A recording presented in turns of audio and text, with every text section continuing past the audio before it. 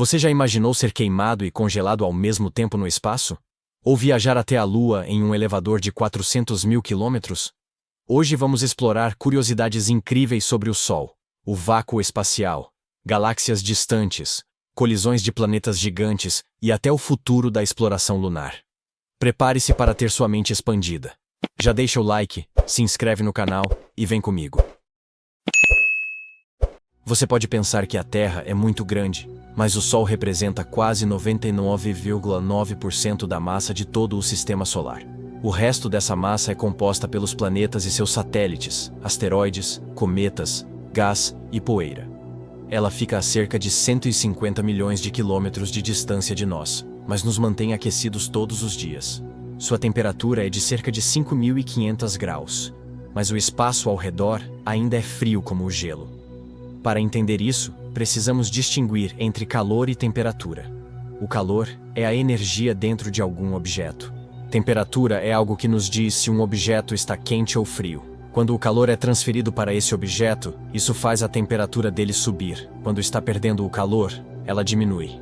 O calor pode ser transferido de 3 maneiras diferentes. O Sol faz isso por meio da radiação, o que significa que está liberando calor na forma de luz. Seu corpo também irradia calor, como ondas infravermelhas. É por isso que as câmeras termográficas detectam que você está no ambiente mesmo à noite. Quanto mais quente o objeto, mais calor ele irá irradiar. A temperatura afeta apenas a matéria. Como o espaço é basicamente um vácuo, ele não tem partículas suficientes para que o calor seja transferido de outra forma que não seja por radiação. Quando o calor que vem do Sol chega ao objeto, os átomos começam a absorver energia. Mas ele não pode ser transferido, pois não há matéria no espaço. Esses átomos e moléculas raras ali irão absorver o calor e simplesmente permanecerão assim, enquanto o vácuo frio permanecerá frio. Há muita matéria dentro da atmosfera terrestre, então a energia do Sol pode ser transferida facilmente. Mas se você colocar o objeto fora da atmosfera da Terra sob a luz direta do Sol, ele acabará aquecido a 120 graus, porque é uma matéria feita de átomos e moléculas. A temperatura do vácuo é de menos 270 graus. Isso significa que, dependendo de onde estiver, você pode ser queimado ou congelado pelo espaço. O Sol não é de fato amarelo. Ele emite luz em uma ampla gama de comprimentos de onda. Podemos dizer qual sua temperatura e cor pelo pico do seu espectro. Por exemplo, estrelas mais frias aparecerão vermelhas, enquanto as mais quentes serão azuis, com estrelas amarelas, cor de laranja e brancas entre elas.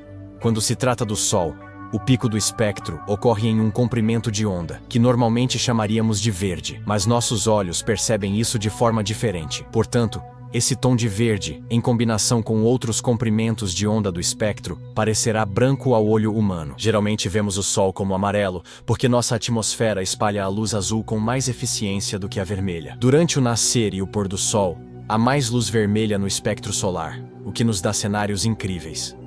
As manchas solares são partes da superfície visível dele, em média muito mais frias do que o próprio astro. Elas se sobrepõem às que têm um campo magnético aumentado. Essas partes não permitem a liberação de calor para a superfície solar visível. Dessa forma, o resto da superfície é 3 vezes mais brilhante do que essas manchas. Esse contraste as faz parecer quase pretas. Se pudéssemos separar uma mancha solar dessa estrela e colocá-la em algum lugar do céu noturno, seria diferente. Ela seria tão brilhante quanto a Lua quando a vemos da Terra. Todos os planetas do nosso sistema solar giram na mesma direção, pois foram formados a partir de uma nuvem protoplanetária, exceto Urano e Vênus, que provavelmente sofreram algum impacto forte que os fez girar na direção oposta. Mas é diferente com as galáxias. Elas geralmente não se formam a partir da mesma nuvem de poeira e partículas. Além disso, não estão distribuídas aleatoriamente no espaço, e sim em filamentos. Fios densos e delgados de matéria escura e galáxias, com vazios entre eles. As protogaláxias estão ligadas por forças gravitacionais em pequenas áreas do espaço. Isso provavelmente se deve à distribuição da matéria escura em todo o universo. A matéria nos filamentos se move em um movimento de saca-rolhas e segue em direção à área mais densa. Portanto, pode haver uma direção comum em que as galáxias tendem a girar, mas isso é na maioria aleatório. Existe a possibilidade de vermos um elevador lunar um dia. Sim, um cabo ancorado na superfície da Lua. Ele se estenderia por cerca de 400 mil quilômetros. Não seríamos capazes de conectá-lo diretamente ao nosso planeta, pois a Terra e a Lua estão se movendo, mas poderemos mantê-lo no alto da órbita do nosso planeta. Alguns pesquisadores acreditam que poderemos construir esse equipamento por alguns bilhões de dólares. A Lua tem recursos que definitivamente podemos usar. Uma forma rara de hélio encontrada lá poderia ser utilizada em usinas de fusão no nosso planeta. Além disso, poderíamos pegar alguns outros elementos raros e aplicá-los em smartphones e no resto dos eletrônicos. Depois de cerca de 53 viagens de ida e volta, o elevador se apagaria. O cabo teria a espessura de um lápis, mas pesaria em torno de 40 toneladas. Ele pode até ser feito de materiais que já temos aqui na Terra, sem a necessidade de inventar nada. Pode até haver uma combinação de 2 elevadores. Uma nave espacial levaria um da superfície terrestre para uma estação espacial. Em seguida, ele seria lançado em direção à Lua.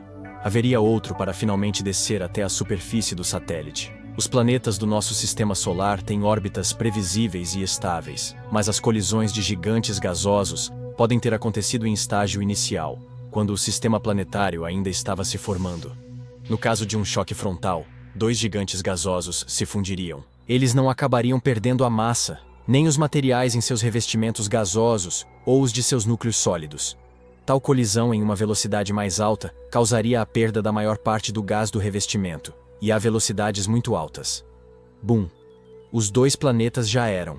É diferente se não for um choque frontal. Se 2 núcleos conseguirem se evitar completamente, os gigantes gasosos não se fundirão, mas perderão parte da massa, e podem até mudar de forma devido a tais batidas. Astrônomos descobriram que existe uma galáxia extremamente distante de nós que se parece com a nossa Via Láctea. Agora vemos como era quando o universo tinha apenas 1,4 bilhão de anos. Agora tem 13,8 bilhões de anos.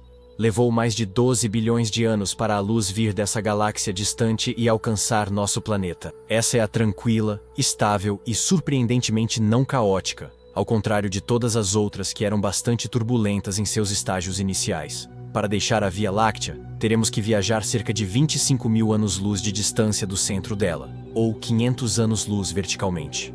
Ela é um disco de estrelas que se espalha por cerca de 100 mil anos-luz, e tem 1000 anos-luz de espessura. O Sol, a estrela central, fica localizado a meio caminho do centro dela, e próximo ao meio do disco, na direção vertical. Ao deixá-la, teríamos que ir além de sua borda para fugir do ralo que a cerca. Estrelas velhas, gás difuso e aglomerados globulares.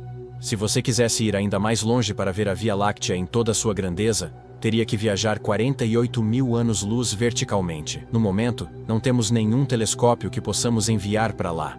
Existem estrelas centrais que comem planetas. Nosso sistema solar é estável, ao contrário de muitos outros sistemas planetários. Então, não temos que temer que a Terra ou algum outro planeta mude sua órbita e vá em direção ao Sol.